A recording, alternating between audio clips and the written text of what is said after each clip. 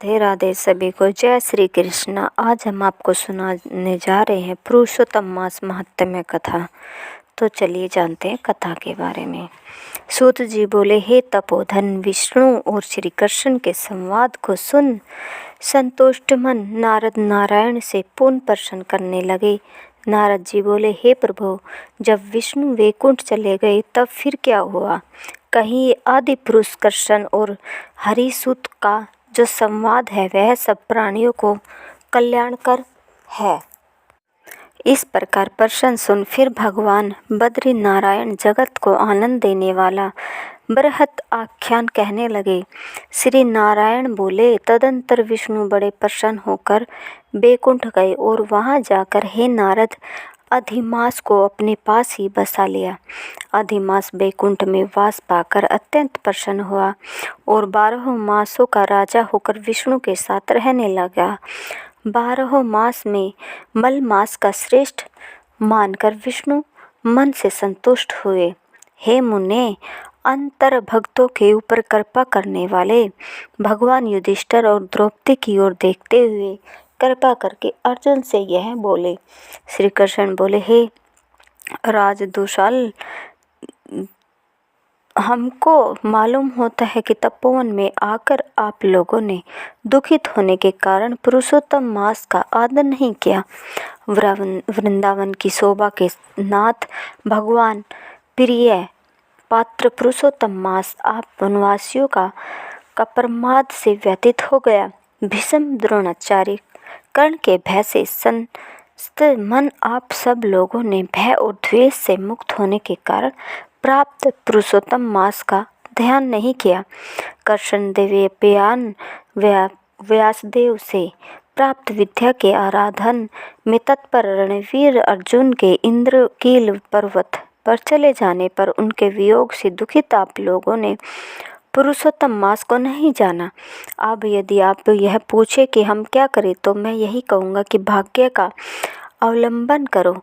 पुरुषों का जैसा होता है वैसा ही सदा भासता है। भाग्य से उत्पन्न जो फल है वह अवश्य ही भोगना पड़ता है।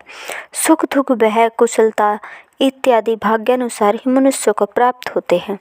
अतः भगवान पर विश्वास रखने वाले आप लोगों को भगवान पर निर्भर रहना चाहिए। अब इसके बाद आप लोगों के दुख का दूसरा कारण और बड़ा आश्चर्यजनक इतिहास के सहित कहते हैं। हे महाराज, हमारे मुख से कहा हुआ सुनो। श्री कृष्ण बोले, यह भाग्यशालिनी द्रौपदी पूर्व जन्म में बड़ी सुंदरी मेधावी ऋषि के घर में उत्पन्न हुई थी। समय व्यतीत होने पर जब वह 20 वर्ष की हुई तब कर्म से रूप और लावण्य से युक्त अति सुंदरी और आकर्षण नेत्र से शोभायमान हुई। चातुर्य गुण से युक्त यह अपने पिता की एकमात्र इकलौती कन्या थी। अतः चतुरा गुणवती सुंदरी यह पिता की बड़ी लाडली थी। मेधावी ने सदा लड़के की तरह इसे माना, कभी भी अनादर नहीं किया। यह भी साहित्य शास्त्र में पंडिता और नीति शास्त्र में भी प्रवीणा थी। इसकी माता इसकी छोटी अवस्था में ही मर गई थी। पिता ने ही प्रसन्नतापूर्वक पाला पोसा था। पास में रहने वाली अपनी सखी के पुत्र पौत्रादि सुख को देख इसको भी सप्राह हुई और वह यह सोचने लगी कि हमें भी यह सुख कैसे प्राप्त होगा। गुण और भाग्य का निधि सुख देने वाला पति और सत्पुत्र कैसे होगा। इस प्रकार मनोरथ विचारती हुई सोचने लगी कि पहले मेरा विवाह उपस्थित था, परंतु भाग्य ने बिगाड़ दिया। अब क्या करने से अथवा क्या जानने से एवं किस देवता की उपासना करने से या किस मुनि के शरण जाने से अथवा किस तीर्थ का आश्रय करने से मेरी मनोकामना पूर्ण होगी। मेरा भाग्य कैसा सो गया कि कोई भी पति मुझको वर्ण नहीं करता। पंडित भी मेरा पिता मेरे ही दुर्भाग्य से मूर्ख हो गया है। बड़ा आश्चर्य है, विवाह का समय उपस्थित होने पर भी मेरे समान वर्ग को पिता नहीं दिया। मैं अपनी सहेलियों के बीच में प्रमुख हूँ, परंतु कुमारी होने के कारण पति दुख से पीड़ित हूँ। जैसे मेरी सखिया पति सुख को भोगने वाली है, वैसे मैं नहीं हूँ।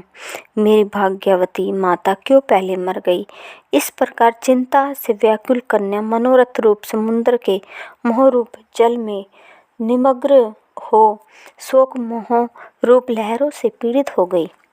इसके पिता मेधावी ऋषि भी कन्यादान के लिए कन्या के समान वर ढूंढने के हेतु देश विदेश भ्रमण करने के लिए निकले, परंतु कन्या के रूप में अनुरूप वर न मिलने से अपने मनोरथ में निराश हुए। कन्या के ओर अपने भाग्य से कन्यादान रूप संकल्प के पूर्ण न होने से देवयोग के कारण बड़ा भारी दारुण ज्वर उन्हें आ गया। अब सब अंग ऐसे फूटने लगे जैसे समस्त अंग टूट टूट कर अलग हो जाएंगे, और ज्वर की ज्वाला से व्याकुल हुए महादुरान मूर्छित से मदिरा पान से उन्मत्त की तरह पैर लड़खड़ाते गिरते पड़ते किसी तरह घर में आए और आते ही पृथ्वी पर गिर पड़े। भय से विहल कन्या जब तक पिता को देखने आई तब तक कन्या को स्मरण करते हुए मेधावी मुनि मरणासन हो गए। भाग्य के फलस्वरूप बल से कायिक कांपने लगे और कन्यादान प्रसंग से उठा हुआ जो महोत्सव था वह जाता रहा। तदंतर पहले किए हुए गृहस्थाश्रम धर्म के परिश्रम के प्रभाव से संसार वासना को त्याग कर भगवान में चित्त को लगाने लगे। उस मुरहुशुर मेधावी ऋषि ने शीघ्र ही नीलकमल के समान श्याम त्रिवली से सुंदर आकृति वाले श्री पुरुषोत्तम हरि का स्मरण किया।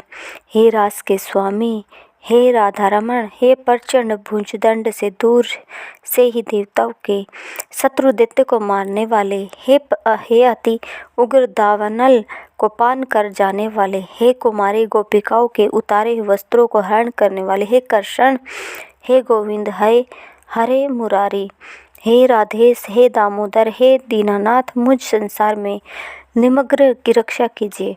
इंद्रियों के ईश्वर आपको प्रणाम है। इस प्रकार मेधावी के वचनों को दूर से ही सुनकर श्री भगवान के दूत चटपट मुकुट लोक से आए और उस मरे हुए मुनि को हाथ में पकड़कर ईश्वर के चरण कमलों में ले गए। इस प्रकार अपने पिता के प्राणों को निकलता देखी वह कन्या हाहाकार करने रोने लगी और पिता के शरीर को अपनी गोद में रखकर अति दुख से विलाप करने लगी। चिल्ह पक्षी की तरह बहुत देर तक विलाप करके अत्यंत दुख से विहल हुई और पिता को जीवित की तरह समझकर बोली। बाला बोली, हाय हाय हे पिता, हे कृपा सिंधो, हे अपनी कन्या को सुख देने वाले, मुझे आज किसके पास छोड़कर आप वैकुंठ सिधारे हैं। हे तात, पितृहीन मेरी कौन रक्षा करेगा। आज मेरे भाई बंधु माता आदि कोई नहीं है। हे तात, मेरे भोजन वस्त्र की चिंता कौन करेगा। कैसे मैं रहूंगी इस शून्य वेद हवनी रहित निर्जन वन की तरह आपके घर में। हे मुनि श्रेष्ठ, अब मैं मर जाऊंगी, ऐसे जीने में क्या रखा है। हे कन्या, मैं प्रेम रखने वाले पिता, हे तात, विवाह विधि बिना किए ही आप कहाँ चले गए। हे तपोनिधे, अब यहाँ आइए और अमृत के समान मधुर भाषण दीजिए, क्यों आप चुप हो गई। हे तात, बहुत देर से आप सोए हुए हैं, अब जागिए। ऐसा कहकर आंसू बहाती हुई घड़ी घड़ी कन्या विलाप करने लगी और पिता के मरने से दुखित हुई आर्ता चिल है पक्षी की तरह मुक्त कंठ से रोने लगी। उस लड़की का रोदन सुन उस वन में रहने वाले ब्राह्मण आपस में कहने लगे कि इस तपोवन में अत्यंत करुण शब्द से कौन रो रहा है। ऐसा कहकर जब तपस्वी चुप होकर यह मेधावी ऋषि की कन्या का शब्द है ऐसा निश्चय कर घबराए हुए हाहाकार करते मेधावी के घर आए और वहां आकर सबने कन्या के गोद में मरे हुए मेधावी ऋषि को देखा और देखकर उस वन के रहने वाले सब मुनि भी रोने लगे। कन्या की गोद से शव को लेकर शिव मंदिर के पास शमशान पर गए। वहां काष्ठ की चिता लगाकर विधि से अंत्येष्टि क्रम कर उसका दाह किए। दाह के अंतर कन्या को समझाकर सब ऋषि अपने अपने आश्रम गए। इधर कन्या भी धैर्य धारण कर यथाशक्ति क्रिया के लिए द्रव्य खर्च किया। इस प्रकार पिता के मरण क्रिया को करके कन्या इसी तपोवन में निवास करने लगी और पिता के मरण रूप दुखाग्नि से जली हुई रंभा की तरह व्यथित होती हुई वह बछड़े के मर जाने से जैसे गौ चिल्लाती है और खाती नहीं दुर्बल होती, वैसे ही यह बाला भी दुखित हुई।